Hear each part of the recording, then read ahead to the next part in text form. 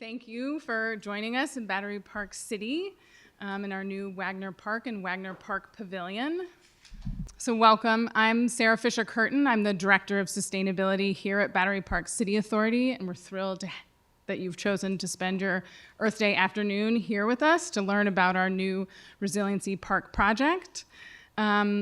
The way this program is going to run is we'll have each of our panelists will speak to a few slides to sort of set the stage for us and get us all up to the same level of understanding this park and the consideration and thought that went into its design and construction. And then all of us will go to the stage for a panel discussion.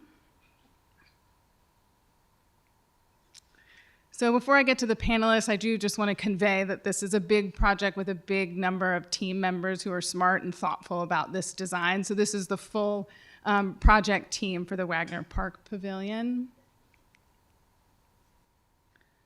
But here today for our speakers, we're joined by Joseph, who is the Chief Waterfront Design Officer at the Waterfront Alliance, where he leads the Waterfront Edge Design Guidelines program and oversees the Waterfront Alliance's resilience planning portfolio. His background is in urban planning and port infrastructure. Ruth is a partner at SiteWorks Landscape Architecture, which is the landscape architect of record for South Battery Park City Resiliency Project. Ruth's experience ranges from public to private, eco-restoration to high-rise landscapes, but is most focused in landscape management. Ben Shepard is lead fellow and director of Atelier 10's largest US office based in New York City. Ben is also a member of the Urban Land Institute and previous co-chair of the ULI Infrastructure Council. He has also served as adjunct faculty at Cornell's Art, Architecture, and Planning and at Pratt's Institute Graduate Architecture and Urban Design program. And Jean Phifer is a director at Thomas Phifer and Partners. Thomas Phifer and Partners is the architect of Wagner Pavilion. She is focused on historic structures, environmental design, landscape projects in New York City, and she served as president of the Art Commission, now known as the Public Design Commission, from 1998 to 2003. So these are the folks that will be leading you on the story of Wagner Park today, and thank you for being here. And after the panel, we will have a Q&A. And so with that, I'll turn it to Joseph. All right, thank you, Sarah. And again, happy Earth Day, everybody. It's delightful to see this many people in the room, and a brand new room, a very exciting space to be in. As Sarah said, I'm Joseph Sutkowi. I'm the Chief Waterfront Design Officer at Waterfront Alliance. I lead our WEDGE program, our Waterfront Edge Design Guidelines, which we'll talk a little bit about here, and then we'll talk through both what that program is and then how this site actually earned the verification or certification through that program. For those who aren't familiar with Waterfront Alliance, we are a regional organization that is all about bringing together the people and programs and projects that work along our waterfront. So Waterfront Alliance started 20 years ago with a survey commissioned by a couple foundations who recognized, hey, there's a lot of change happening on our waterfront. So they commissioned a small team to just go see what's happening, and then the Manhattan waterfront expanded to Brooklyn. And those guys came back and said, we really need to put everybody in a room together. We need to, and they hosted the first waterfront conference. 20 years later, we still host that conference right next door at the Museum of Jewish Heritage. Are doing that coming up on May 19th. Tickets still available. I see my boss in the room, so I'm going to say tickets still available, waterfrontalliance.org. And that kind of ethos of let's bring together the people that work on the waterfront, and that's everyone from the ports and maritime industries, park space, residential, the climate infrastructure side, the recreational kayak side. There are competing interests on the waterfront. There's also so much opportunity for us to do great things together and create really incredible public spaces like you're going to see today. And through all of that, Waterfront Alliance, and then particularly the WEDGE program, WEDGE, Waterfront Edge Design Guidelines, I'll say that a couple times. We are looking at sites through three primary principles, and that's resilience on the site, ecology on the site, and then access on the site. And those can be pretty broadly defined. We are thinking not just about climate resilience, but economic resilience. We're thinking about not just access from a public perspective, but is there workforce access and vessel access, a really broad definition of all of these. But these are what are really central to the Waterfront Edge Design Guidelines. For those who are familiar with like the LEED rating system, you can think of Wedge as like that, but for the waterfront. And this is one of the largest sites in the country that's actually earned that verification. And that's why we're starting out the conversation there as a way to kind of set the table for the discussion with the actual design teams who worked on this project. Wedge is a very difficult rating system to achieve, and this team did that. So we're looking at everything from, how are you incorporating emergency preparedness and flood protection to, are you listening in the community engagement processes to, are you using native plants that are going to support pollinators and birds on the site? And Wedge is a national program. It started here in New York, but it is national now. And so if we come down from the national level to kind of the regional level, the community level, this site is part of the Lower Manhattan Coastal Resilience Program, or what's known more commonly as the Big U.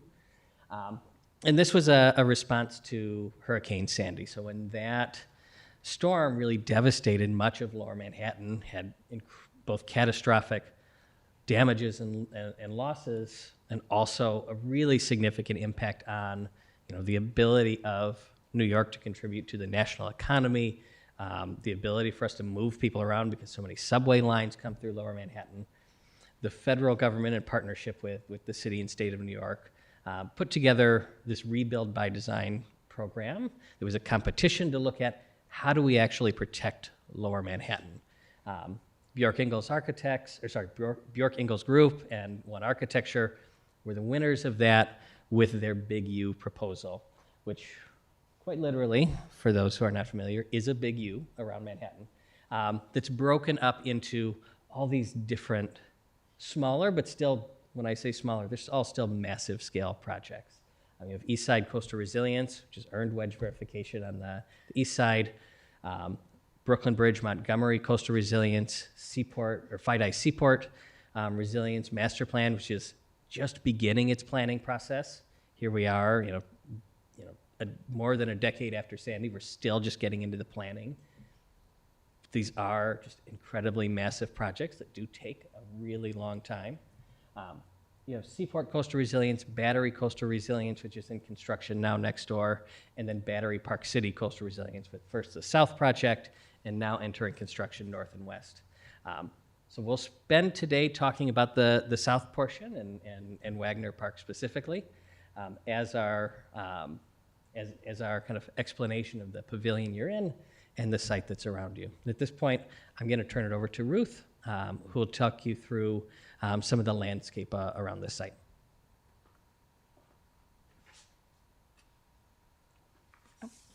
Thank you, Joseph. Thank you, Sarah. So I'm Ruth Nervig. I'm from SiteWorks Landscape Architecture. I am the landscape architect of record. So my firm did not come up with the big idea, but we executed that big idea, which was done by ACOM. And we did the planting design as well. So here we have an aerial view of the pre-construction landscape here.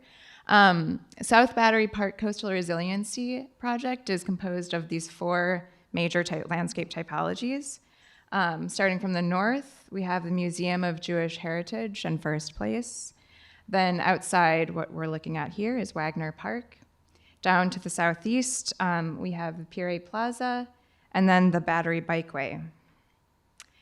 This is where the construction timeline stands right now. Everything in green on this plan has already been constructed and is open to the public. Everything in purple will be opening this summer. So this is an incredibly complex site for maintaining a single flood defense alignment because of the competing interests, the landscape typologies that I just kind of quickly briefed over, and existing elevations. So we selected four main solutions of flood defense. Starting from the southeast at the Battery Bikeway, we designed a berm to blend in with the landscape. This is where the design flood elevation could be at its lowest because it's farthest from the shoreline. Moving along the street, we meet Pier A Plaza, which was the lowest elevation in Manhattan. So here, rather than filling the site with really tall walls, we introduced a combination of sculptural walls and flip-up deployable barriers. Here, Wagner Park could be raised in conjunction with a new pavilion building and still maintain the beautiful views from the park out to the harbor and the Statue of Liberty. But the Museum of Jewish Heritage to the north had a set elevation that we built around. So I'll show each of these different flood-resistant or flood mitigation tools in the upcoming slides. Back in 2018, the design flood elevation was set at 18.5, and this elevation was set by layering the 2050's 100-year storm with sea level rise and wave action. This section illustrates how we expect gardens to flood on the wet side, but the landscape becomes more protected at the lawn, and I'll show how that became more of a planting strategy later. This elevated park right out here conceals a sheet pile buried below the landscape that maintains the 18.5 datum. That datum emerges above ground on the north and south side of Wagner Park, where you see the red outlines in this image right here. In this photo during construction, you can see the exposed flood wall flanking the northern end of Wagner Park, where that datum follows the raised landscape. And a similar condition you can see actually on the other side, on the south side of the park right now, when the flood wall is kind of rising out of the landscape. And then you'll be able to see even in this summer, a similar condition when the flood wall will kind of grow into a berm at the Battery Bikeway once that's open. At the Museum of Jewish Heritage, we used a glass-topped flood wall as a permeable strategy to maintain a connection to the architecture of the building. On the southern side of Wagner Park at Pier A Plaza, which is the lowest elevation in Manhattan, we needed to meet the existing Pier A building and Battery Place elevations. And so since we couldn't raise the grade and we had a lot of height to gain, in order to meet the DFE, we have sculptural exposed flood walls with the stone cladding. And between those flood walls, we have flip gates that blend into the pavement in their typical condition. So this is a picture from Museum of Jewish Heritage, but it's a similar kind of a situation that we'll have at Pier A Plaza. So when they're raised, they can be raised up. You can see the deployed, it's in deployment on the left-hand side. And then you can see that below grade kind of build up on the right-hand side. So as a part of our design, we wanted to sustainably manage stormwater from regular rain events as well. Stormwater runoff on the dry side of the flood protection system and from the pavilion roof is directed to a rainwater harvesting system. This image shows the construction of a 115,000-gallon stormwater cistern that's located below the lawn area just outside of us. Beyond the cistern in the photo, you can see the sheet pile flood defense. The collected rainwater supplies irrigation throughout the park. And on the water side, the park is designed to direct stormwater down the slopes of the performative gardens to bioretention areas that store and filter stormwater runoff. Our planting strategy in Wagner Park came from the solution to raise the park for flood risk mitigation. On the wet side, in the performative gardens, we have hardy, salt-tolerant plants. And on the dry side, we have urban hardy plants that are less resistant to saltwater inundation, but still need to be tolerant of salt spray. Our alleys are made up of urban-tolerant trees to provide shade and frame the ascent to this beautiful pavilion we're in now. These red maples are set in permeable paving and soil cells to promote long-lasting tree health. There's about 900 soil cells outside, which is a lot. The highly active lawn is a fescue mix that requires less fertilizer inputs than a typical turf lawn. And here we have subsurface irrigation to reduce watering quantity and to allow for rainwater reuse. Our trees are positioned for shade and to frame views from here out to the harbor. Just over on this side of the building, we have display gardens that feature native woodland trees, shrubs, perennials, and forbs. And as we step down in the performative gardens to the esplanade level, we have a sunny, fully saline exposure and high event flood zone with native grasses and perennial meadow. At the water's edge, we reshaped the riprap slope in Puree Inlet to include a series of ledges at 4 distinct elevations, with bio-enhanced e-concrete textured cladding and tidal pools to promote the establishment of marine organisms and fauna. We selectively removed parts of the existing relieving platform to maximize the sunlight that reaches the water and the new habitat shelves. Here you can see the pedestrian overlook over the new intertidal habitat areas for educational purposes. We value these as an opportunity for scientific study to further our understanding of shoreline improvement. And now Ben will bring us back on land to discuss the building's sustainability achievements. We selectively removed parts of the existing relieving platform to maximize the sunlight that reaches the water and the new habitat shelves. Here you can see the pedestrian overlook over the new intertidal habitat areas for educational purposes. We value these as an opportunity for scientific study to further our understanding of shoreline improvement. And now Ben will bring us back on land to discuss the building's sustainability achievements. All right, I'm going to carry forward with the resilience discussion, but link it into sustainability. Resilience and sustainability are very much interlinked. Shocks that we see from a Superstorm Sandy, the stressors of climate change, sea level rise, changing pests associated with long-term climate change, and that we have to resilient terms bounce back from or deal with, are intimately linked to sustainability. The strategies that we do for durability, strategies we do for high performance, for energy conservation, for water conservation, can all help us in the everyday and feed into sustainability. So really thinking about that adaptation over time, especially now as we're locked into somewhere beyond 1.5 degrees C moving forward.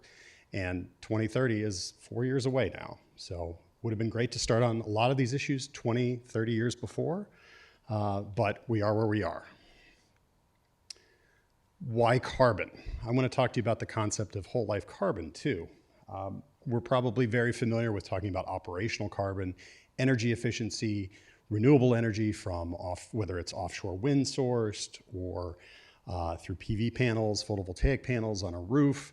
All of those things can play into the operational environment. If we think about the top of the scale, business as usual, code building, code meaning that if it was done any worse, it'd be illegal, is an interesting starting point. But where we want to get to, down to zero carbon, to a very high performance building. What can we do on site? What can we do within the building? Also using the landscape, whether it's ground source heat pumps and geothermal, geo-exchange, using water as a heat dissipator, any of those things that can come into play. There's no silver bullet here.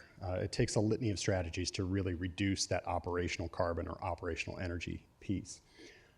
That's a huge part of what we do. I would say only in the last 5 to 6 years have we really started to talk about the embodied carbon or the embodied energy of what goes into making the materials that go into our buildings, like this one, how the buildings are constructed, beyond just construction waste recycling, procurement from a regional basis, really thinking about what can we do to make concrete better? What can we do to have lower embodied carbon steel? Should we look at things like mass timber and alternative sources of materials? All of those things play into this carbon picture too, the whole life carbon picture. And they're really important, and I think that the big takeaway here is there are positive things we can do when we're building new buildings, new construction. Clearly, we want to keep and maintain historic buildings. We want to maintain buildings that have a significant program use moving forward. But if we're going to build new, let's build the new as good as we can. And we'll probably talk later about how we do that with concrete and how we do that with a whole variety of different materials. Then there's offsets. especially in an urban context, you can't do everything on site. If you have a very tall building, there's a very limited area for photovoltaics to take solar power into energy to go. So what do you do with offsets? I think offsets oftentimes get a negative picture because it's not where we want to start, but oftentimes that's where we need to end up if we want to get to zero. People have likened it to asking your priest for forgiveness or saying a dozen Hail Marys for your sins. But the idea and purpose, if it's a quality offset, is that it's going to subsidize, it's going to fund new renewables elsewhere that haven't been put in place before. So again, helping that overall part of the picture, the resilience and the funding for lower carbon energy that we need. So we've talked about Wedge already with the site and the beautiful park space that we have here. That was a certification system that was focused on really for the park space and the exterior environment. LEED was mentioned or referenced earlier too, and LEED is a very popular common system that's out there for certifications. This project is pursuing a different system called ILFI, International Living Futures Zero Carbon. What is that? Very interestingly, and let me take you all the way back to pre-pandemic days, 2019, when we were first having these discussions about what goals do we set for the project, what measuring sticks do we use, what quality assurance tools do we have for a design and construction project. We, as a team, discussed all of those systems and even some more, but landed on ILFI Zero Carbon because interestingly, it was already including embodied carbon issues, the materials I was just speaking about earlier, in the discussion. So it wasn't just operational, it wasn't just energy efficiency. That's still part of it, but it was a more holistic picture of what the project should be pursuing. And I think having rating systems, there's a variety of rating systems out there. It's maybe like a toolbox of which one is the best fit for the project, which one is going to help guide you. It's not really a design tool, but it's a great check mark across the design and construction process. It's a North Star, if you will, to keep things in mind. Are we forgetting anything? Wedge, for instance, led to some really interesting discussions about working port, working harbor and waterfront area. What do you do for education, long-term monitoring? Bonnie's in the room. All of these things can help bring up things that might have been on the periphery, but now can come into the project and critically stay within the project as you have value engineering discussions, cost conversations, everything that happens over the course of a project. Again, think 2019 and here we are in 2026. These projects take a while. So ILFI Zero Carbon is interesting because of the embodied carbon piece. And back then, this was a very new issue. Since then, the state has incorporated now for new state-funded projects a minimum level of embodied carbon performance. We're hoping to see that for all private projects moving forward. I think we'll talk about that more in the discussion too. But also the operational carbon efficiency piece. So a reduction in the EUI or energy use intensity of the project itself. This is an all-electric building. There are no fossil fuels burned on site, no natural gas or fossil gas, better termed. And so everything we're doing here is fully electric, and that includes the coming tenant on the kitchen and the retail side too. So we have ILFI Zero Carbon. What's also very interesting beyond the comprehensive carbon approach to this project or this system is a performance period. So a lot of certification systems out there, LEED included, just look at the design phase and then the construction. And as designed, as intended, you're done, you get the plaque on the wall, that's great. Doesn't take into account how the building is operated, how the building is run. Has there been a discussion between the design team and the operations or facilities team? You could have a wildly green design building that's operating in a very non-green or high performance way. What ILFI Zero Carbon does, interestingly, is take a 12-month minimum performance period after full operation and factor that in over the course of a year into your calculations for how you are graded, essentially. So we need to show that this project is net zero over the course of 12 months, starting this fall, once our restaurant, new restaurant is here in operation and going.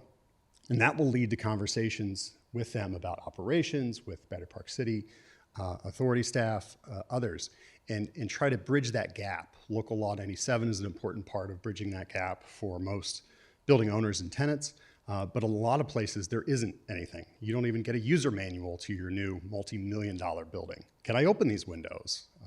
How do these lights work? Et cetera, et cetera. So just to give you a preview of coming attractions, the timeline, we have been preparing ready audit documentation now for the third-party independent reviewers of the IL5. They will be doing a review. We'll begin a 12-month performance period, and then come back and submit final documentation, as well as any retro commissioning and other operational pieces that have to be put together. So it's very exciting in that it won't just be as designed, but as in actual operation and verified. And with that, I'll turn it over to Gene to talk more about the design.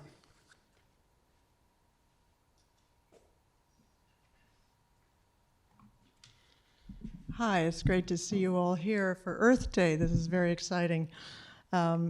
We get a lot of questions on this building about how did you come up with this idea? And as you may know, there was a building here before, which was part of our inspiration. But in addition, we looked at the harbor and the waterfront, and there are buildings like Castle Clinton right here in the Battery, and Castle Williams on Governor's Island that have these wonderful, heavy, dark brick color buildings with arched or round openings and a sense of permanence around the harbor. And the red, earthy color of this concrete also harmonizes with Battery Park City itself, which is newer but still has that sense of masonry and brick.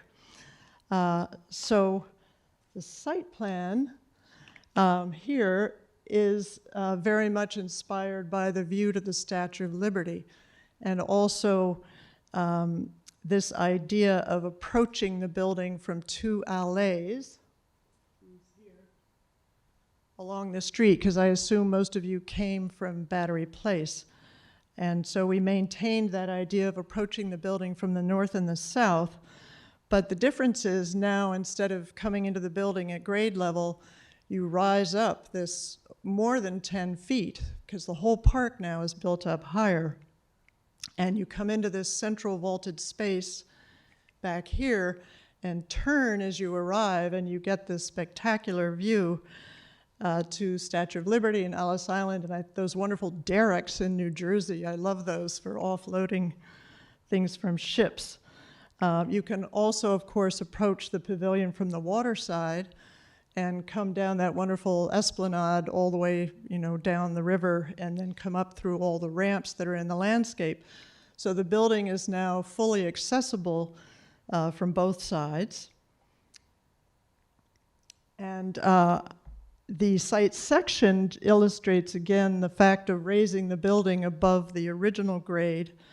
And the beauty for us of having done that for resiliency reasons is we get a whole new basement level that wasn't there before, and where there was a real need for storage for the park's operations people, and for the restaurant not to have too big a restaurant above ground, but the whole kitchen could be underground. And both those service spaces have entrances right off of Battery Place, so they don't conflict with people using the park. They can come and go with their vehicles off Battery Place and keep this level as parkland. And then also here you see our roof level now maintains those wonderful views all around the harbor. And it's now more accessible because we have 2 elevators and we have 2 stairs going up. So here are the plans, and you see here number 5 is the community room where we are now sitting.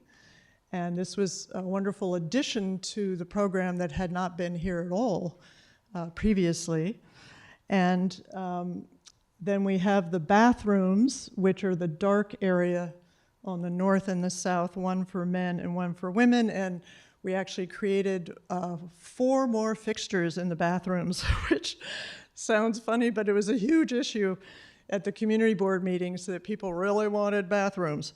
And we also have individual handicapped accessible bathrooms here in this room and in the restaurant. So that makes it much more functional. And then here you see these stairs, one here and one on the north, and the two elevator bulkheads here, which really anchor the building into the site nicely.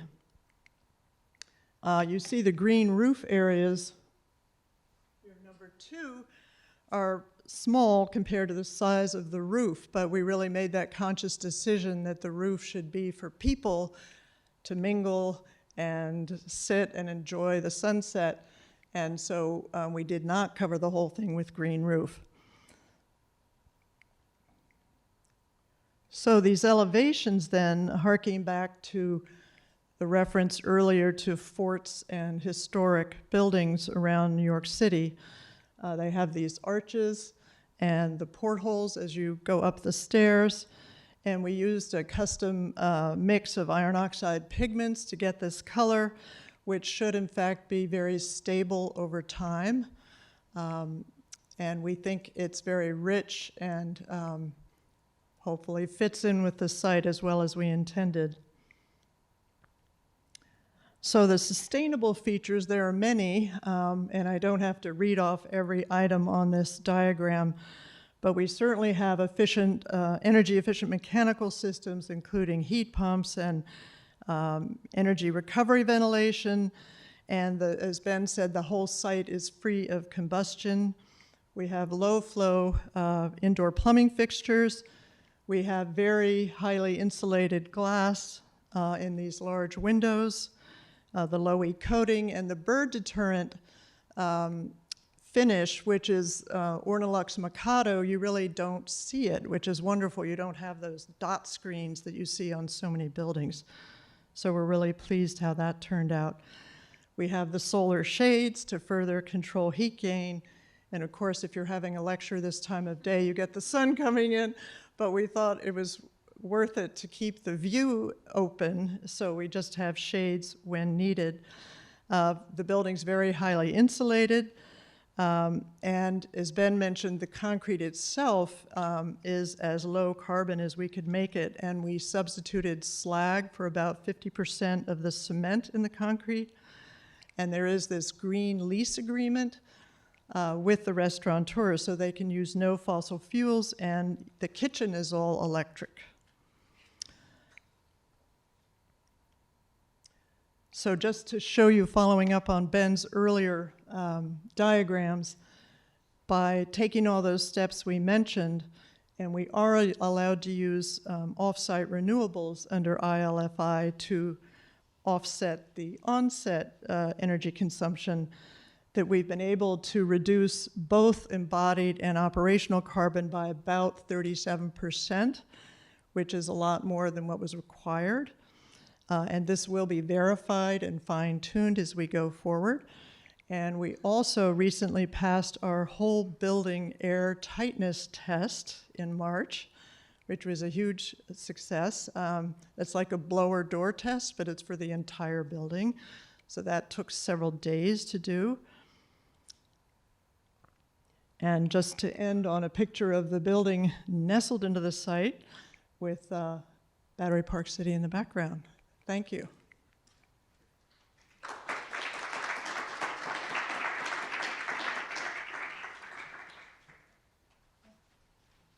So thank you for those presentations. I'll lead us through a few questions to get kind of your individual and kind of collective takes on a couple of things that we touched on in the presentations and some of the other kind of more global issues that a project like this runs into, and then we'll make sure we hold some time at the end for any audience questions as well. But I want to start us off with Pier A Inlet, and maybe I think Ruth will give you this question first, and then Sarah, maybe you want to weigh in. Pier A Inlet, and that's the area that had like the e-concrete, which allows marine creatures to it, attached to it, creates little tide pools. It's a different like pH or acidity level in regular concrete that that can be harmful to the water, regular concrete being harmful, not the e-concrete. That's really unique in any urban waterfront, and particularly this Manhattan stretch along the Hudson. The only other place that has anything similar is Gansevoort Park. Everything that we have built in the last 50 years along this waterfront is really concrete and steel. Those add no ecological value. Those don't have, those don't bring the water's edge to life the way that Pier A Inlet does. So I wanted to understand from this design team kind of what did it take to actually create that space. It's not a huge area, but it's really notable in the fact that you're one of the only places that has been able to do this. So, talk about this feature, and then I think my question's really about how do you get other sites to do something similar? Can everyone hear me from here? Okay. Thank you. Can you all hear me now? Okay. So Pier A Inlet, yes, it is complicated. To build something like this, it's kind of a soft edge, but still has some hardness to it because we still are on a really difficult landscape. In order to have any soft edges, you really need to build into the landscape, which we can't do here in Manhattan for the most part. So we still have these hard kind of e-concrete terraces that are dissipating wave action. And we're trying to understand how to work with the sea level rise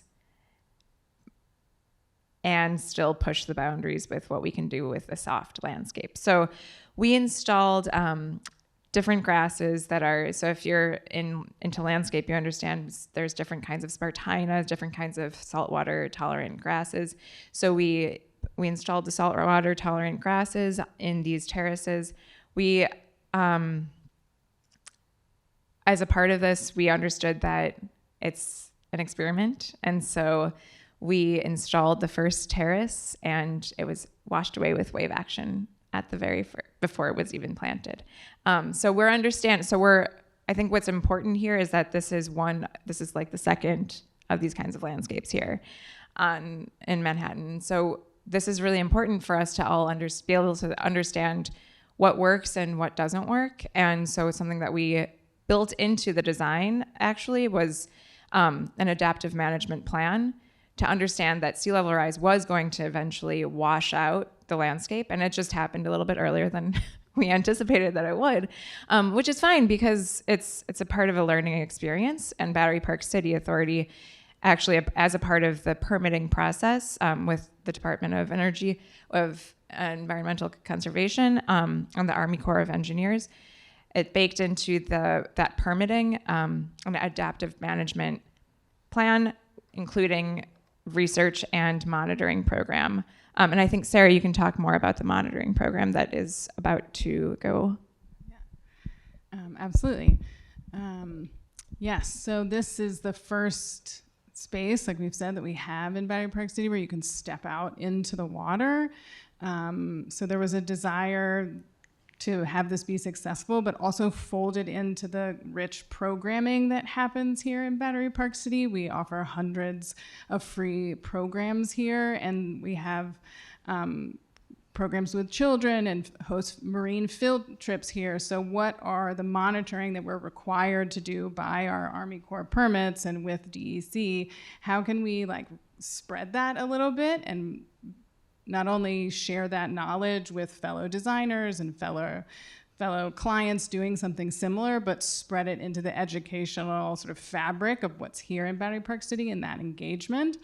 And so we will be starting a habitat monitoring program in the fall. We have a plan developed and are currently in the process of doing a procurement to hire a firm to do that work. The plan will begin in Pier A Inlet. We are also planning other habitat enhancement work as part of the Northwest Resiliency Project. And so as that becomes complete, the monitoring will expand in those locations. And so, yes, like it's the design, it's a test. And this is the work of working in climate resiliency, is navigating that and then sharing that and being transparent. And so I think we'll be working very closely with Army Corps, the design team, and DEC to think about what changes do we make to the planting palette, what heights happen here, and hopefully we will find a solution, but also communicate that to future projects about how what we've learned here in Battery Park City can be done elsewhere. Yeah, I think it's really important that you're framing this as like an experiment, a pilot, because oftentimes in the permitting process, these types of really innovative and interesting approaches that aren't just a concrete wall that an agency like DEC has seen hundreds and hundreds of times, they can take longer to permit. It can be more challenging to go through that process. If you're framing it and thinking of it as a pilot, they can be a little more flexible, but that also builds that data so that the next site that tries to do this gets to learn from that. I want to pull Ruth on something that you talked about of like the sea level rise and kind of the changing of projections and kind of how high do you build. So with these types of projects that have a really long time frame, you have to use the best available data that you have at the time to assess kind of how high do we build. But sea level rise projections are constantly evolving, and usually it's saying there's going to be more than we thought. And folks probably saw there was a New York Times article just a couple of weeks ago saying, hey, our baseline that we've measured 90% of sea level rise studies on is off by a foot. I'm curious, for a project like this, which you started planning for way back in 2017, 2018, how are you thinking about sea level rise and the fact that you have a really long build out? It's been reminded us 2030 is apparently only 4 years away. I was not tracking that. So what advice would you have for other projects that are thinking about kind of how high do you build? What projection do you use when you have such a long design and construction period? Good luck. No. No, it is, I think we can do as much as we can with projections. We use the best data possible. We use computer modeling, which is incredibly important. And we also go out to the site as much as we can to see at different times of day what the tides are doing, because I think there's a lot that we can gain from just experiential understanding as well, that of course it's not going to project, however the tide is moving today. You can probably read that on a chart, but actually going to the site and seeing it and feeling it, and that I think is something that we tend to forget to do now that we can rely on computer modeling, but I think it's really important. And additionally, I would say that there's so much value in having, right now we're in the process of punch listing this project basically. And in that process, we talk a lot about tolerances, of course, about construction tolerances. And I think that that's actually really smart to think about the tolerances that you're baking into your project. So our construction tolerances for pavement, it's like 1/8 of an inch or something that it can vary. In terms of sea level rise, we have to think really big scale tolerances. And so a lot of that is thinking through what are the softest approaches that we can have so that if we are underselling the sea level rise projections, how can we actually bake in some tolerance into the type of landscape that we're building? So here, for example, we have really saltwater tolerant plantings that can be inundated for over and over and over and over again, and it's okay, right? They're not going to die.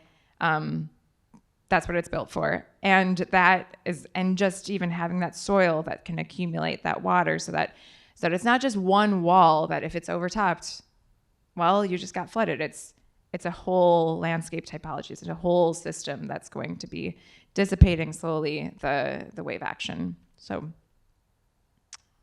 that's how. I do, so Jean and Ben, it's going to be your turn next. I do want to acknowledge we have Councilmember Martin in the room with us. I want to thank him for joining us this afternoon. To kind of continue some of this thread of, thinking about, what this site is like way down the road, Jean and Ben, you touched on different features of this building in the presentation. There are going to be some folks in the room that recognize that the building or this site didn't actually fully flood during Hurricane Sandy, but putting aside for the fact that the next storm very well could be larger than Sandy, I'm curious if you could talk through what are some of the elements that you were intentional about bringing into this space in this building that the previous version didn't do. Okay, I'll go first. Well, first of all, the building being 10 feet higher up is a pretty basic step of protection. But we also have flood barriers on the Battery Place side at grade level for those service entrances that I mentioned. So in case we know a storm is coming, we can put up these barriers so it doesn't flood from the backside, because you have to think that this whole big U system is only as good as the weakest link. And so we have to anticipate water coming in from the backside.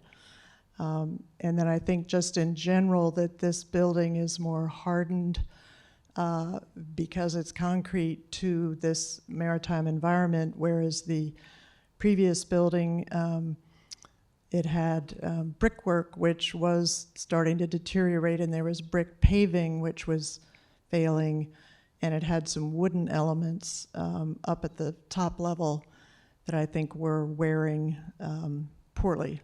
So we're hoping this building just has a longer life because of its solidity and its higher elevation. And I'll let Ben take it from there. And I think from a systems perspective too, I mean, not just more energy efficient systems, but more comfortable spaces, hopefully, and the ability for when you do have a storm event, that shock again in the future, that you're able to, again, rebound that much faster. And we hopefully won't be as surprised with the next Sandy or whatever is Sandy plus. I think the integrated nature of the building and the site, I mean, it strikes me, remembering back to all the design conversations, there were a lot of interlinked, holistic conversations of what was going on in both projects. It wasn't just like, oh, here's the park, here's the landscape, and then there's a building in it. I think of that now with the ramping, being the parent of a toddler and a card-carrying member of the New York City Stroller Alliance. Very appreciative, and for the accessibility concerns for all New Yorkers of being able to have the thoughtful ramping that we do now, and not just relying on stairs. I think that's a huge move, and tucking in. I mean, that's a huge amount of elevation change that's happened here, and I think we would all, going back to the original design discussions, think, wow, that 18.5, that surely will be enough. And of course, a lot of the moves we're making globally these days aren't in the right direction either. And so when we talk about the costs of offshore wind or renewable energy or full electrification, there's a cost in inaction too, of all the places that need to raise even more now. And who pays for that? That should definitely be a part of our community conversation. So I want to just mention too, these window walls are extremely strong. They have laminated glass and 2 layers of laminated glass, and these steel supports were engineered very well. So these window walls should be extremely resilient even in a hurricane, because the code requirements now are very strict for storm winds and suction and all that kind of thing. So we think we have covered that issue. Thank you. So Ben, you referenced, some of the costs of inaction in climate resilience. I'm curious from your perspective, thinking about what the embodied carbon conversation was in 2019 when you first were looking at ILFI, and where that industry field has really gone since. What were some of the big changes that you've seen just over the life of this design process in embodied carbon, and kind of how did that factor into the project? Yeah, I think that it shows you how quickly sometimes things can move. I mean, embodied carbon back in 2019 or before was kind of that sounds nice, but it seems really complicated to do or really hard to quantify, or is there any value to that conversation? And in the context of this project, because of ILFI, the pursuit of that certification goal, zero carbon, was brought up for the pavilion first. And then it made its way, again, blurring the lines to the park, the site concrete. So it was something that was innovating here in the building and then transitions its way into the concrete, because we had the same construction team on both sides, and went from a very much arms crossed of, well, we've never done that before, and we don't know what that's going to be like, in setting performance requirements in the project specifications, but not you shall use this concrete mix or this type of concrete mix. It was with GWP limits, global warming potential limits, and really allowed the construction team to innovate too along the way. As they got comfortable pouring that concrete, they said, well, we can up the mix a little bit. So we went from 10 or 15% at the beginning to 20 to 25 to eventually 30, 35. And that innovation, and I think this project, speaking of innovation, can inform all kinds of projects down the line. And that's just changing a mix. Concrete's a very local game. And our construction partners then realize too, hey, we just did it on this project. When I interview for that next one, I can say, hey, I know how to do this. And this is something that you can do on your project as you're interested in it. So that conversation, if we wouldn't have had that goal from the start, we didn't exactly know how far we were going to get, but we set a minimum of 10%.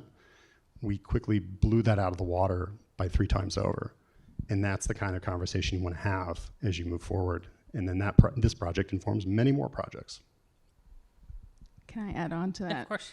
I would just say too, the lesson of this project, in particular around concrete, but just the sustainability standards.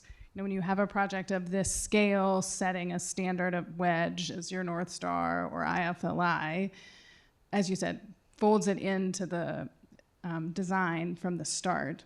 But I think what we're finding in the authority is that the lessons we've learned and the standards we've been able to set with these large-scale resiliency projects, what are the things that we can take and apply to the other projects that we do? So the authority is the steward of this neighborhood. We do these large-scale resiliency projects. We also do state of good repair and turf replacement projects and paver placement. And we should be applying the same amount of thoughtfulness and care to these neighborhood improvement projects that we are with large-scale coastal resiliency.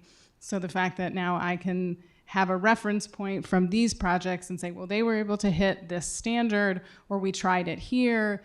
I can connect you with somebody to, vouch for how this durability. I can include, our maintenance staff can, see how paving is working here and decide, as the people that know their neighborhood best, if they think they want to try it in another part of the neighborhood. So I think this is something wonderful here, but we're trying to also extrapolate it to elsewhere in the park, and the stewardship is the authority for the rest of the neighborhood too.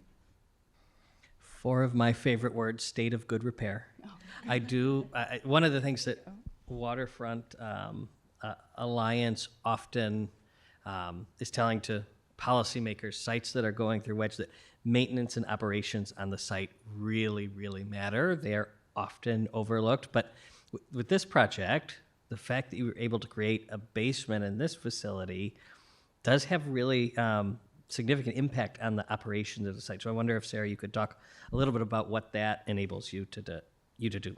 Absolutely. No, the thought and care for our teams that steward this place and make sure that it looks pristine, and the people that program this space and host events and invite people from the neighborhood and Lower Manhattan and throughout New York to come here, that we can now have a stage that fits down the esplanade appropriately, that the event terrace seating has the right AV and capacity for like speakers and a stage, just the care about how this place operates being baked into a design of this scale will pay it over. We're learning in the punch list all of these things. There's a lot of back and forth and learning a new space. But having, the storage space, the reflection of this is the work that we do here, and when we're inviting people here, we want to be able to provide a great park picnic experience, or you want to come to a performance with hundreds of people, we have all options. And I think this room actually is something that is new for us, and this event tonight is one of the first events utilizing this space. It's available for rent by community members. There was an art exhibit in here a few weeks ago. So I think we're also learning what we can do with this space, who we can host, what type of atmosphere we want to create in the parks. And so I will plug that our summer calendar is out soon, and so you can find the flavor that appeals to you, whether it's large, small, lots of people, few people. We have it all, active, passive. So come with us as long as we learn how this space becomes itself and it gets utilized and weaves its way into the neighborhood. Great. So I've got two questions that we'll just kind of go down the line. We'll start and then end with Eugene. The first question is, and some of you have touched on this already, but what is your kind of most significant piece of advice or lesson learned from this project that other resilience projects around the city should recognize or should apply? You're ending with me. Oh, sorry. Starting with you, and then I've got another line Okay. question that will start at the other end. I would say that, to me, the most meaningful part of this project is the public component and the integrating people and having people come into this room, having the terrace up above, which is fabulous, and just knowing that the community can come and hang out on the lawn, and eventually we can have a meal over here, and I guess there will be a kiosk this summer, even though there's not a full restaurant. But just the importance of people to resiliency. If no one's here, what's the point? So you want to have a project that attracts people, that serves people, that makes people happy. And I think that was our goal here, and I hope you all really enjoy the site. Mine would be about establishing those sustainability standards early in the design process, because that then empowers your designers to have that at the beginning, rather than a late insertion in a plan. And so I think the fact that we knew that wedge was where we were going to land, and this early puzzling and decision around net zero carbon ILFI, I think allowed that to be at the beginning of this work and not an afterthought. And having those guidance, and then there's also like state guidance, city guidance, but at the beginning of the project, ensuring that that's there just as much as the sea level rise standard or the DFE ensures that it doesn't get lost. And I would say that interagency coordination is a nightmare. It feels hard. And that's also why you need to start doing it early and really push conversations with whatever agencies you need to be coordinating with. For example, we got, if you've worked at all on any flood resistant or flood mitigation projects with FEMA, you know that usually there's a 15-foot offset before you can have any woody species in front of a flood barrier kind of a system. And here we were able to work with the agencies to be able to we have certain different kinds of details that we've established for the along this alignment, so that we didn't have to have a 30-foot dead zone of no woody species, because we were able to start collaborating with the different agencies early enough, work through details, and so now I think we have a really cohesive landscape that you wouldn't even know that there is this kind of a bizarre rule. I think mine would play off of Sarah's too, of just when you have especially an infrastructure project, years in the future, you really have to project, or I would say forecast, like your weather person forecast, right? Of what is going to be the thing of not today, but of the next day, or the 7 days in advance forecast. And we really didn't know that. And luckily, I think we had an integrated enough team and a fantastic client and partner at Battery Park City Authority that would go along on that journey with us. Because when you're suggesting things of, well, how many ILFI zero carbon projects are there in New York City? None. And there's only, I think, 2 other ILFI projects in New York City at the moment still. So that's, LEED has millions of square feet, just as a reference point in New York City alone. To go along and say, but we think this is important. We think that it's not just about operational, but embodied. And here's how we think we can get there. And we think WEDGE is a really interesting system.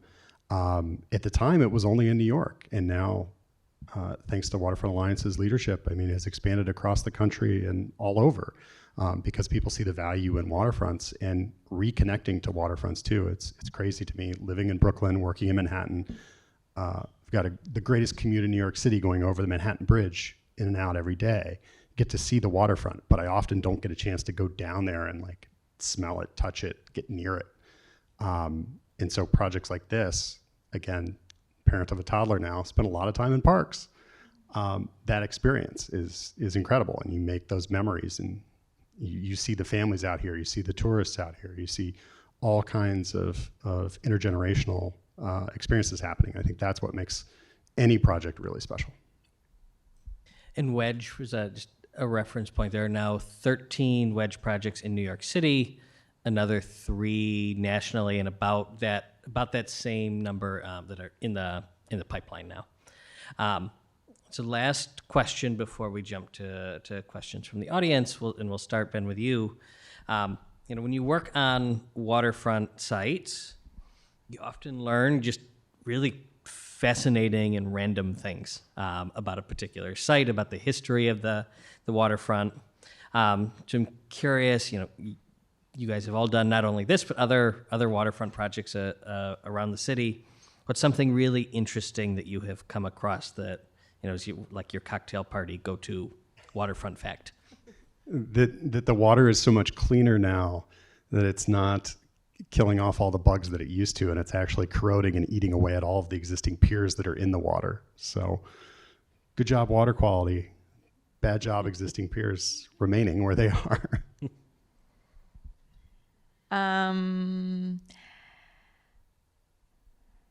I think, I knew about the relieving, I knew that Battery Park City was fake land, but I didn't really think about what care it takes to steward this fake land, this relieving platform that has to be constantly monitored, assessed every year. It's just like a diving crew that goes up and down just to make sure that everything is working properly and maintaining it. That's kind of, even though if you kind of, but you don't know, it's just kind of mind-blowing. Yeah. I'm going to sort of answer, but say that what you've just described is something we're trying to do through an educational and environmental signage project, and I think is core to the resiliency projects. Is how do you educate people that are just walking through the site that don't know that there is a flood, a sheet pile flood wall there, or that you're walking over the esplanade and are over open water. So something I'm looking forward to soon is we'll be having a new environmental signage here and then elsewhere in Battery Park City, showing sort of these unseen nerdy facts that everybody has. So that's we'll have some later this year and then more forthcoming. But I think we should be reminded that like there's an enormous cistern right there. How do we make sure that people know that we made that investment? Or, you know, this flood wall, or, you know, the glass top flood wall in front of Museum of Jewish Heritage. That isn't just part of the architecture that blends in. That was thoughtfully selected to protect that building. So I think we're trying to be, we're excited to show that work and sort of reveal it to people walking through the space. So I would agree with Ruth that the relieving platform at the water's edge, to me, was a real eye-opener, how far it comes into the site. And it looks like there's all this land going out there, but it's sitting on top of a artificial platform. But what I was thinking is, I love the artwork in Battery Park City and the care they've taken to have wonderful artwork all over the place. And we had to relocate the pieces that had been here to new locations, which are different than in the relationship to the building and the site than they used to be. But I'm thinking it would be great to commission new pieces, given the new situation, the new site, and tie it in with the inlet there and this hidden wall. I mean, how cool is that to acknowledge that? And what could an artist come up with that would let people know that it's there? So anyway, I think it's ripe for invention. Stay tuned for Climate Week programming. Watch this space. There you go. And Ben, you stole mine. I also talk about how the You might have marine told it to boards me and at one stuff. point. We go to really cool parties. But I like to tell people that New York Harbor used to be referred to as the Clean Harbor. Because it was so rancid before the Clean Water Act that all the like barnacles and stuff on the bottom of your ship would die when you'd sail into New York Harbor. But that is the cause of like the marine boar issues, eating out all the timber piles and stuff around the harbor today. It's safe for Kramer to swim now. It is safe for Kramer to swim, yes. So we've got a little bit of time left. I'd love to take questions from the audience. I may also, call on some audience members for answers. I know we've got folks like Bonnie who have worked on this site. I see Bureau of Coastal Resilience at DEP in the audience. So happy to take questions from the group. One feature of Wedge that you mentioned that I don't feel that we've spoken about very much is community engagement, and who in the team of teams manage community engagement, kind of what entities in Battery Park City represented the residents, and obviously engaging the Jewish Museum is kind of an aspect of community engagement, but can you talk a little bit more specifically about that? So throughout this project, there was robust community engagement, both like in large formats, small formats. You're trying, not everybody can make a 6 p.m. after work event. And so I think also that's where our experience in programming and how that team connects to different audiences. So getting out the word through the events that we hold, doing tabling events, doing town halls, engaging them throughout the process, keeping them updated on how this project was going, the duration, what it means to elevate a park, what the length of a type of project like this would be. And it is like a beloved community asset, and it's why we love it, and I love being part of an organization that's a steward of it. And so how we tried to be very open about this landscape is going to change, but what are the attributes that you love the most about it, and what can we bring to this show up in this new design? Part of that was a larger lawn space, actually kind of like halfway through the project. We expanded the size of the lawn. At the end of the project, expanded the size of the lawn because we got a lot of feedback that that was something that was loved about Wagner Park. It was also important that this building have a restaurant, and so that will come in this fall. And then we've sort of added with this community space. So it's trying to get the word out, but also meet people where they are. And also there's also a component of education here that I think the team did a really good job of. We have to describe what a design flood elevation is and why it has to be that height. So I think it's a real balance to be able to educate and then also in equal measure ask for their feedback on the design. And we really were in pursuit of that throughout the project. And to pull on, you asked about the wedge element. So wedge has a series of criteria in it around, the types of audiences you're reaching, doing engagement at multiple phases.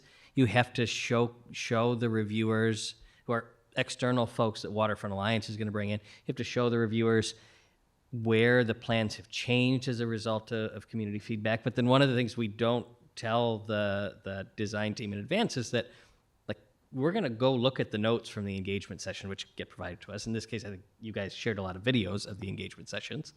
We're going to go watch those or read through those and pick out things that you didn't highlight in the submission and say, hey, we heard this and this in the engagement. Tell us how you're addressing that, or provide a valid reason that it wasn't feasible to do so. And we did that with this project.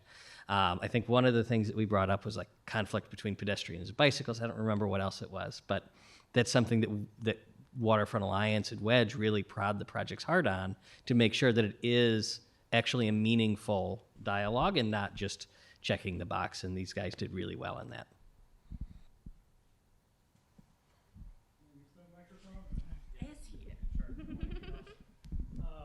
But it echoes. I'm an arborist. I'm always thinking about things through the lens of trees and acknowledging the palette selection and all the hard work with like the FEMA setback. I'm just curious about like the number of trees, and do you take into account the maturity, like the mature canopy cover, and how that contributes to the city's overall goal of 30% over time? Like, do you count the number of trees and look at the radius and say this is going to be this percentage of canopy cover? And then kind of as an afterthought, do you take into account like carbon sequestration from the trees over time? And how does that affect the project? Do we count the trees? Wow, we counted the trees many times. Talk about community feedback. That was a huge part of the community feedback, was that we didn't want to lose any trees and we wanted to bring back more trees than were here before. And in doing so, we also still wanted to make sure that our trees were not going to get in the way of this beautiful view that we have. So we have, I can't remember the number off the top of my head right now, but we have a lot of trees that are small right now because they were just planted. In terms of carbon sequestration and canopy covering 30%, I don't know if we ever really quantified anything like that. I think that we were more interested in getting the number of trees and the number of trees that would make the community happy, just to get a number, right? But what was really important to us as designers also was that those trees were going to be they were going to be a good selection of trees that were going to be resilient and be able to do well here, that they were going to be a mixture of shade canopy trees for people to sit under. I also have a small child, and so I really like to have shade trees to sit under with my small child. And flowering trees that we're going to be doing something for not just us in the springtime to be able to see beautiful trees, but also for the pollinators that are out there. So I don't know if that answers your question, because I do not know the quantifications of the canopy cover, but the experience was really important for us as well. We're also this summer doing a fun pilot, as a kind of knowing that the trees are growing and are still small. We're doing a pilot around mitigating urban heat. So we're going to be trying out some like very light touch deployable like misters in the park, certain locations. We're also going to try breeze fans like on the event terrace. We looked at creating canopy with umbrellas, but we did a wind study, and it is quite windy here. So because we know that we don't, the canopy is still growing, right? The authority is willing to try to do this sort of pilot to see if this works and see, like, are misters helpful? Like, maybe they're not going to be the right measure, and then we'll try something different, but they're light touch that we can move them, or if they are successful and we want to try them elsewhere in Battery Park City, we can. So I think we're also trying to be respectful to, like, the landscape becoming itself and giving it time to get the shade, that how can we augment it and address some of the other results of climate change that we're also experiencing here. In the front. I'm right in the front, but I will take it. I think I just want to maybe ask a question on the decision-making process. I've seen a lot of projects in New York City start with these lofty sustainability goals, but somewhere along the process, a lot of these ambitions go right out the window. And a lot of these initiatives get value engineered due to cost, due to scheduling, due to permitting. So what was that decision-making process like? And how did the team make sure that these intentions actually see the light of the day? And how did you manage it with cost constraints, scheduling, and so on? Let me take it first. Yeah. Great question. I mean, every project, right, faces those same challenges.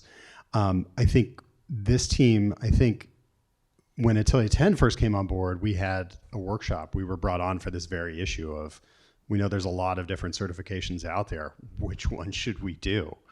Or which two should we do, as in fact it ended up being. And we went through pros and cons of all of the systems that alphabet soup that that are out there. And again, I would say it's kind of like picking the right tool out of the toolbox of, well, this one seems right. That's at the start. What you really then need is the buy-in, not just of the design team, but of the owner, the client, and fantastic, group, in that it did become a North Star. I think it's a good descriptor for it of, hey, we need to keep this in mind, or, hey, we're backtracking on this area. We can't go that route because then it puts this in jeopardy. So I think having that from the start, having an experienced team who also wants to collaborate. It's not just, I think in sustainability circles, anybody that tells you they know it all is lying to you. It takes everyone. Ruth knows way more about site issues than I do, and will ever know. And so it takes that inner juxtaposition, and we had workshops on things like renewables, on aspects of the building, on the site, and a great architecture team too that really saw the value in that and was not just along for the ride, but a willing participant in that. It was not forced down anyone's throat. So I think in the formation of the team, in the design process, as you say, picking the right goals to start and then carrying them through and then putting it in the specs. I mean, the restaurateur has a green lease that they are going to have to abide to. So not only telling them that why an all-electric kitchen is a great thing for your, not just temperature of your kitchen environment, but your indoor air quality, so for your staff wellness, but it's an important part of the energy use of the facility. I want to just mention too that I thought Battery Park City was really terrific at persevering, and I thought Ben was great at sort of laying out the options because there's so many variables, but they really were thoughtful about it, and it really was a team effort.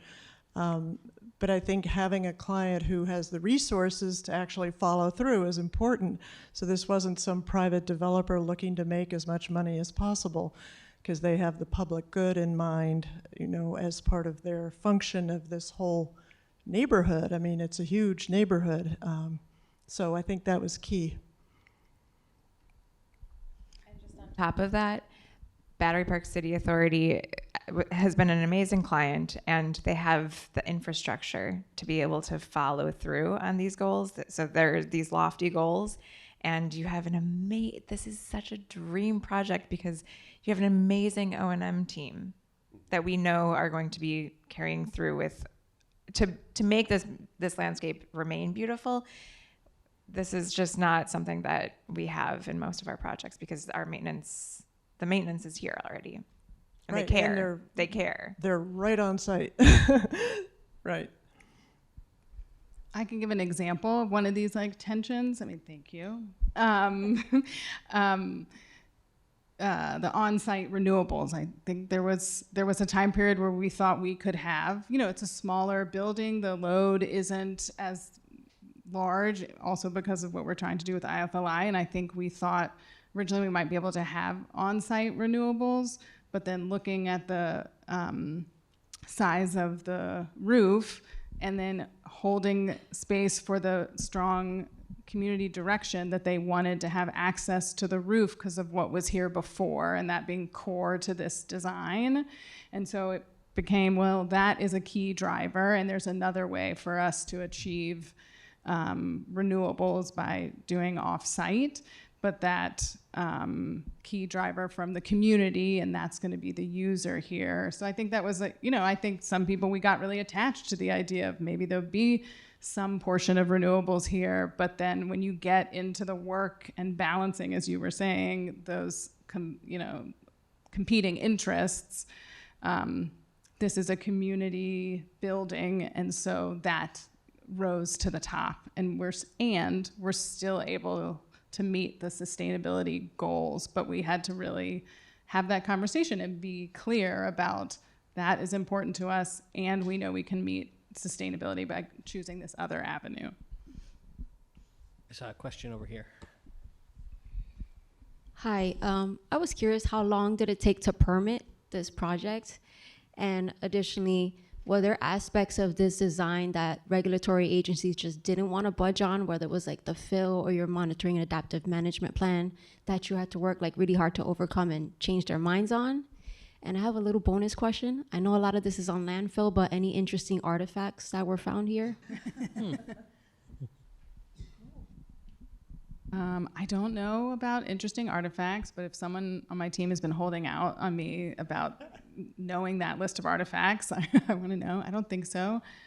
I don't have an interesting artifact, but there was a duck family that was here during construction that actually one of the construction workers took home to his landscape because he has like wetlands in his land so that's nice. That's big. That's good. I think the Pier A inlet, like working as we described, was a lot of back and forth about what that could look like if we change from a riprap to different plantings. And having it was our desire, but also having wedge, knowing that that was a key aspect, really also helped, I think, maybe give me a boost in conversations about it and augment the client to say, no, we really want to move on this area. And so I think that collaboration with the tool, but then the agencies was definitely lots of tense, but like in pursuit of something good. But how do you practice? It's a nice sentence, like a step down inlet walkway, but how do you actually get it permitted, and what is the material? Yeah, and one thing that I think was hard that we pushed back on in the Pier A inlet was so we have tidal pools, which should hold water in them. But we had to poke holes through them so that fish could escape out, because that was a part. But that makes no sense in terms of holding water and having a tidal pool. So that is a permitting thing that we fought and we lost, and so we have holes. So those tidal pools can't hold water. How long did it take to permit 5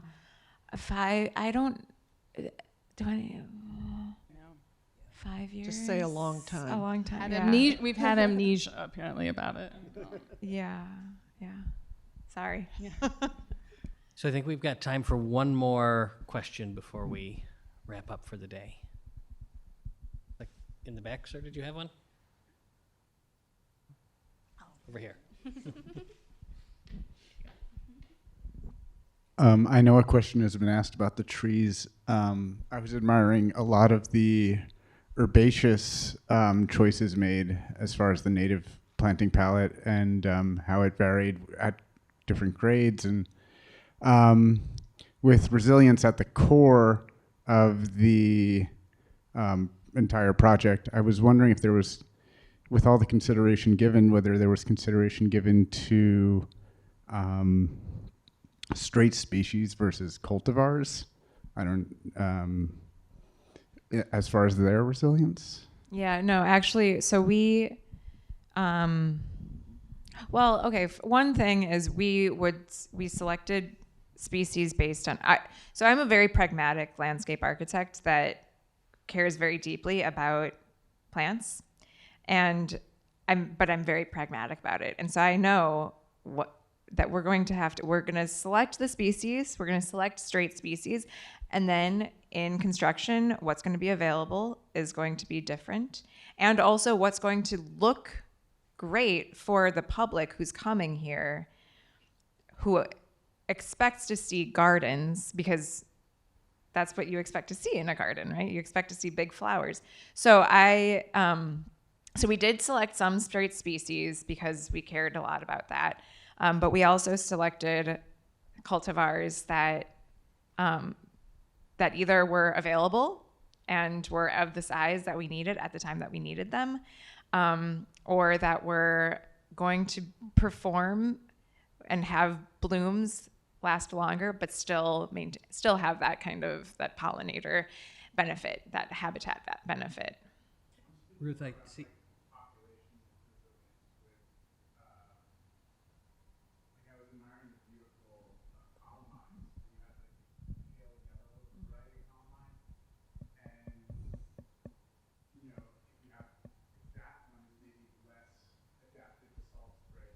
Oh, yeah.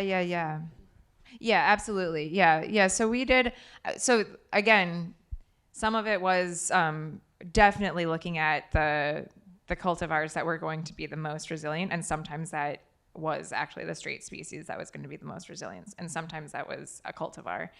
And again, sometimes there was a substitution, and that's why it's really, I think, anyone that's in the like if you're doing construction administration in a project, you know that it's really important to know what the idea was behind the selection of the species, so that when you're getting the substitution list, you can say, oh, no. There was a reason for this selection, and you need to go find it, or the ones that you can give on. Thank you for that clarification. All right, with that, I think we're at our time, so I want to thank the four of you for taking us behind the scenes on this incredible project. Thank you all for joining us here on Earth Day. Have a wonderful day. Anything left from Sarah from PPC that you want to share? I would just invite you to go up top to the roof. Like, make sure before you leave, you can go outside, and then please come back for some of our programming here, or a stroll through in spring and summer. Come see our misting stations, cool down in the summer. But yes, thank you all for coming to Battery Park City.